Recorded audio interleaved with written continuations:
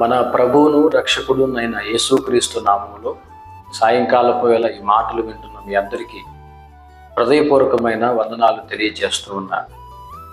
లూకాసు వార్త 1వ అధ్యాయం 37వ వచనంలో దేవుని వాక్యం ఇలాగూ సెలవిస్తూ ఉంది.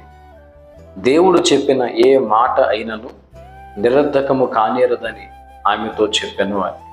ప్రియులారా, ప్రపంచపు స్థితిగతులను గురించి, దేశపు స్థితిగతులను గురించి కొంతమంది మనుషులు కొన్ని మాటలు మాట్లాడతారు. ప్రపంచం ఇలా మారబోతుంది, దేశపు రాజకీయాలు లేకపోతే రాష్ట్ర రాజకీయాలు ఇలా మారబోతున్నాయి అని ఎంతోమంది రకరకాల మాటలు మాట్లాడుతూ ఉంటారు. కాలం గడిచిన తరువాత వారి మాటలన్నీ వట్టి మాటలేనని మనకు రుజువు అవుతుంది.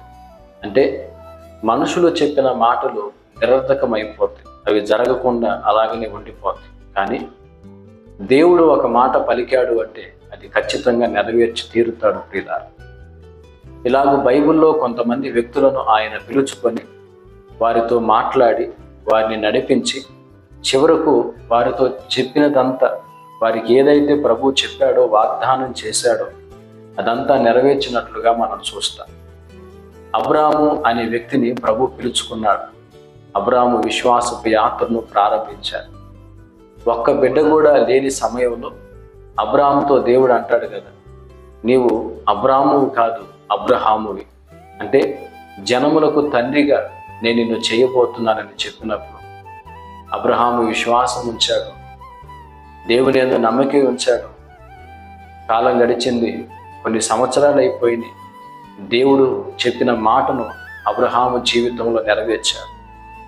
అనేక మంది అబ్రహాముకి అటు భౌతికంగాను ఆత్మీయంగాను సంతానం ఏర్పడ్డారు. పిల్లరా, దేవుడు చెప్పిన మాట అబ్రహాము జీవితంలో నెరవేరి తీరింది. అలాగనే పేతురు అనే వ్యక్తితో, పిరికివాడైన పేతురు, రెల్లు వంటి పేతురు, ఒక ఆడపిల్ల ఎదుట యేసు ప్రభువు నామం కొరకు నిలబడలేని పేతురుతో ప్రభు అన్నాడు కదా, నీవు బండవు, నీవు రాయివి, నిన్ను అలా తయారు చేస్తాను అని ప్రభువు చెప్పాడు. చివరికి పేతురు పరిశుద్ధాత్మ చేత నింపబడి, దేవుని శక్తి చేత అభిషేకించబడి, ఆయన కొరకు నిలబడి వేల ఆత్మలను ప్రభు కొరకు రక్షించినట్లుగా మనం చూస్తూ ఉంటాం. అంటే పేతురు జీవితంలో కూడా ప్రభు చెప్పిన మాట నెరవేరి. గిద్యోను అనే వ్యక్తితో యెహోవా దూత అంటాడు కదా, గానుగ చాటున గోధుమలను దొల్లగొట్టుకుంటున్న ఆ వ్యక్తితో, పిరికితనంతో అలాగూ ప్రవర్తిస్తున్న వ్యక్తితో దేవుడు ఏమని అంటున్నాడు, పరాక్రమం కలిగిన బలాఢ్యుడా, యెహోవా నీకు తోడై ఉన్నాడు అని. వాస్తవానికి గిద్యోను పిరికివాడుగానే ఉన్న మిద్యానీయులకు జడిసి గోధుమలను దొల్లగొట్టుకుంటున్న పరిస్థితి. కానీ దేవుడు చెప్పిన మాట అతని జీవితంలో కూడా నెరవేరింది. తరువాతి కాలంలో ఆ గిద్యోనే, పిరికివాడైన గిద్యోనే ఇశ్రాయేలు రక్షణ కోసం పరాక్రమము కలిగి పోరాడి వారికి విజయం దయచేసినట్లుగా మనం చూడగలుగుతున్నాం. అంటే భక్తులందరికీ తోడై ఉండి వారికి మాట ఇచ్చి వాగ్దానం చేసి అది ఆయన నెరవేర్చి చూపించాడు. ఒకవేళ ప్రభు నీకు కూడా కొన్ని వాగ్దానాలు చేసి ఉండి ఉండవచ్చు.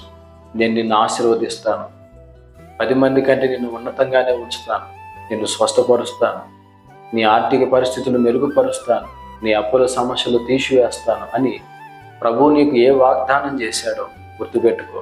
మనుషులు నీతో చెబుతూ ఉండొచ్చు, ఇక నీ పరిస్థితి మారదు, నీ జీవితంలో ప్రభు ఏ కార్యం చేయడు అని మనుషులు నీతో మాట్లాడుతూ ఉండవచ్చు. కానీ మనుషులు చెప్పిన మాటలు నిరర్ధకం అవుతాయి, మరుగైపోతాయి. కానీ ప్రభువు నీతో చెప్పిన మాట ఖచ్చితంగా ఆయన నెరవేర్చి తీరుతాడని గుర్తుపెట్టుకో.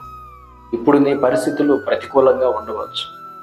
ప్రభువు చెప్పిన మాటకి ప్రస్తుతం నడుస్తున్న అనుభవాలు చాలా చాలా ప్రతికూలంగా ఉండి ఉండవచ్చు, చాలా వ్యత్యాసం కనబడుతూ ఉండవచ్చు. కానీ దేవుడు చెప్పాడంటే ఆయన చేసి చూపిస్తాడు. ప్రియులారా, అందులో ఎటువంటి అనుమానం లేదు.